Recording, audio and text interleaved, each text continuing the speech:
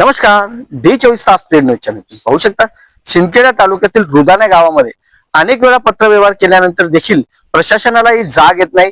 या संदर्भामध्ये आज आपण ज्या ठिकाणी रुदाना गावामध्ये उपस्थित आहे, या ठिकाणी घरकुलच्या संदर्भात अनेक समस्या आहे. नेमकं काय प्रकरण आपण जाणून घ्या. दादा, हे कुठलं गाव आहे? रुदाने. रुदाने. आपण किती वर्षापासून या ठिकाणी राहतो? जन्मापासून इथे किती लोकांची वस्ती असेल? 200-300 200-250. सगळे या ठिकाणी कुठल्या समाजाचे? बिल समाज आहे. तुम्ही बघू शकता संपूर्ण आदिवासी समाज या ठिकाणी उपस्थित आहे.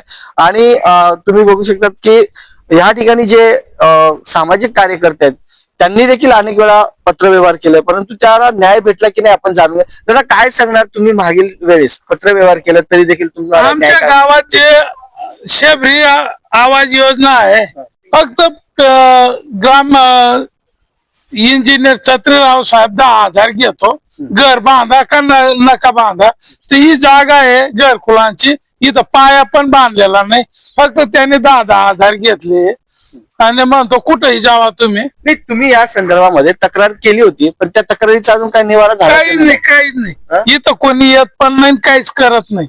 किती लोकांचे असे घरकुल असतात? 10 लोकांच्या असतील. हो.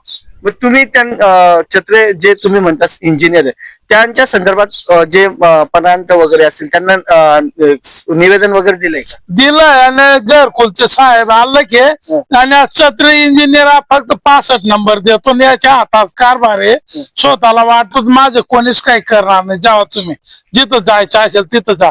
आम्ही कलेक्टर साहेबांना दिलं, मागे शिव साहेबांना दिलं, बीडो साहेबांना दिलं, तहसील साहेबांना दिलं, पण काहीच होत नाही. आमचं बीडीओंना पत्रव्यवहार केले, तहसीलदारांना पत्रव्यवहार केले, तरी देखील त्यांना न्याय मिळाला. काय सांगणार ताई? किती वर्षापासून आपण या ठिकाणी राहतात? मला बी जन्माचे जोडले दादा. तुम्ही बी घरकुल घेतले. मग तुम्हाला मिळाले का? नाही, वय वृद्ध झालं तरी त्यांना घरकुल मिळाले नाही असं देखील या ठिकाणी. काय सांगणार आपण? या ठिकाणी सामाजिक कामं करतात, काय सांगणार? आता आमच्या रुदाने शिंदखेडा तालुक्यामध्ये जे गाव आहे पूर्ण आदिवासी, आणि या आदिवासी गावात गावठाण म्हटलं म्हणजे खूप मोठं गावठाण आहे. आणि हे छत्रीराव साहेब आहे ना, हे माझं स्वतःच सरलाबाई पवार माझं नाव आहे. सरलाबाई पवार यांचं शेत आहे इकडं माझं. तिथं रावसाहेब लाईन आउट देता आणि तिथं घर बांधायला लावता. बांधा का नको बांधा, फक्त मला 10,000 रुपये द्या, असं त्यांचं चालू आहे. तुम्ही या संदर्भात तक्रार केली का? खूपच केलेली. मी स्वतः गेली बीडो साहेबांकडे, अर्ज फाटा केलेला आहे, पण कोणी दखलच घेत नाही. जर तुमच्या मागण्या पूर्ण झाल्या नाही तर तुमची पुढची भूमिका काय असणार? पुढची भूमिका आता आम्ही मोठं पाऊल उचलू. आता आमच्या शेतात इतके घर बांधून टाकले, छत्रीराव साहेबच्या जीवावर बांधले त्यांनी. आणि जे नाही पण बांधतात तरी त्यांच्या पैसे घेत होतो. तर मग एक तर उपोषण करू, उपोषण केल्यावर पण नाही कोणी दखल दिली तर आत्मदहन करायचा इशारा. बघू शकतात यांचं शेत आहे, शेत यांचं असल्यामुळे देखील त्यांना या ठिकाणी न्याय मिळत नाही. ही जी संपूर्ण जागा तुम्ही या ठिकाणी बघू शकता, या जागेवर देखील घरकुल आले आहे, पण घरकुल आदिवासी 100% गाव हे आदिवासी आहे, त्यांना घरकुल आवास योजना जी आदिवासी घरकुल आवास योजना ती मिळत नाही. दादा, काय सांगणार तुम्ही? पत्रव्यवहार केल्यानंतर देखील तो हे करत नाही जे इंजिनियर आहे, तुमची भूमिका काय असणार? आमची भूमिका एकच, आम्ही आता 20 तारखेला उपोषण ठेवलंय.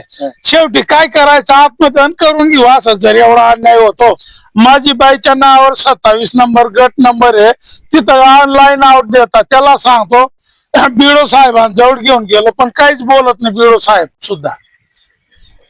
नेमकं प्रकरण काय, कशामुळे करतात? घरकुल आवाज योजना, शबरी घरकुल योजना, तिचे पैसे घेतो.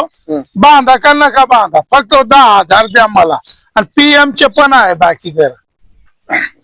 तुम्ही बघू शकता ह्या ठिकाणी जे संपूर्ण लोक ज्या ठिकाणी उपस्थित आहे, यांचं असं म्हणणं आहे की जे छत्रे इंजिनियर आहे ते यांच्याकडनं पैशांची मागणी करतात आणि घेतात असं यांचं म्हणणं आहे.